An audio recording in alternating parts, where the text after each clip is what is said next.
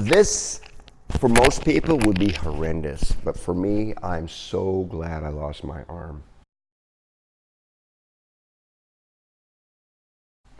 So glad I lost my arm. Why? Number one, all my life I wanted to be different. I'm codependent, man. I gotta stand out, you know? Perfect, right? Get attention everywhere you go. And I had to have a challenge. I've always had to be challenged. I'd go and get in trouble just for the excitement of being in trouble, you know, and getting over things. So this worked out in so many ways because everything changes when you lose an arm. You can lose a leg and you're gonna get a prosthetic. People won't even know that you happen to have a missing leg, but it's really hard to have a prosthetic arm and not for people to notice.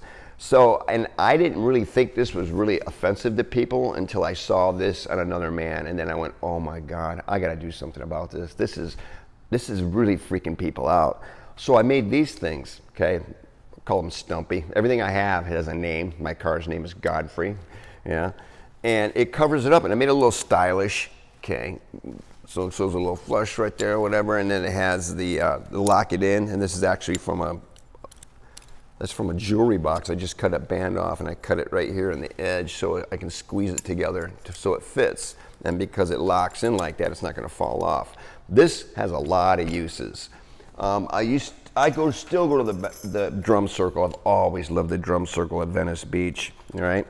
So now it becomes a protection for my tambourine when I wear that. I put a little bottom of a sandal in here like that, and I can wail on it.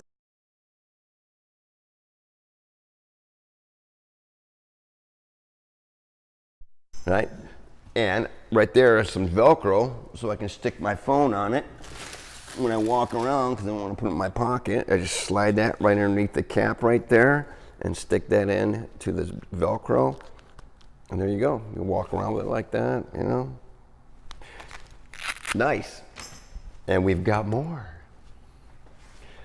This is a guitar pick. I've been a drummer all my life. So I said, you know what, I gotta learn how to play guitar, man. I gotta learn how to play bass. I've always been sitting next to looking at the bass player thinking I couldn't play. So this is how I did it. I am right-handed, so I bought a left-handed guitar.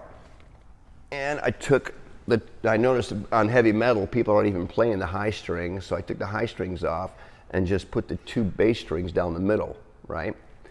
And everything's got a name, so this is Rhonda Rogue. Hello, Rhonda. It's upside down. Okay, so you can shred with this thing because I didn't know it, but this thing can move faster than this whole elbow with an arm on the end because it's shorter. You see that? Other than this, you see I can move a lot faster. Look, I'm having a spaz attack.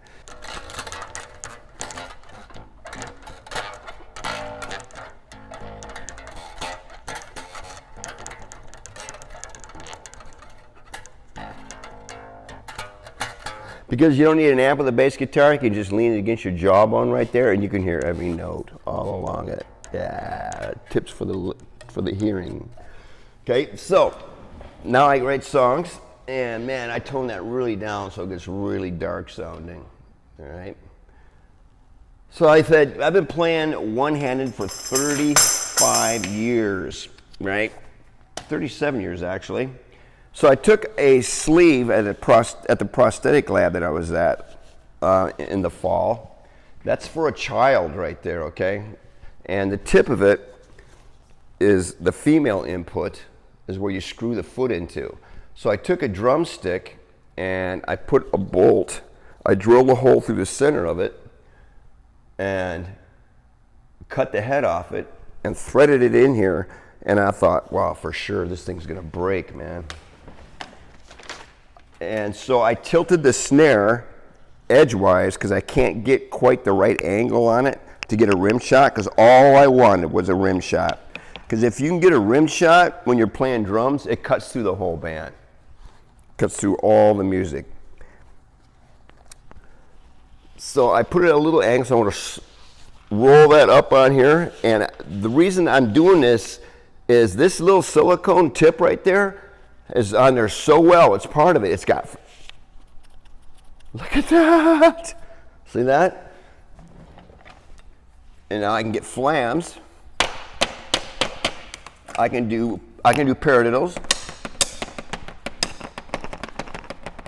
I can do 2 strokes. I can do 1 strokes. I can do chokes.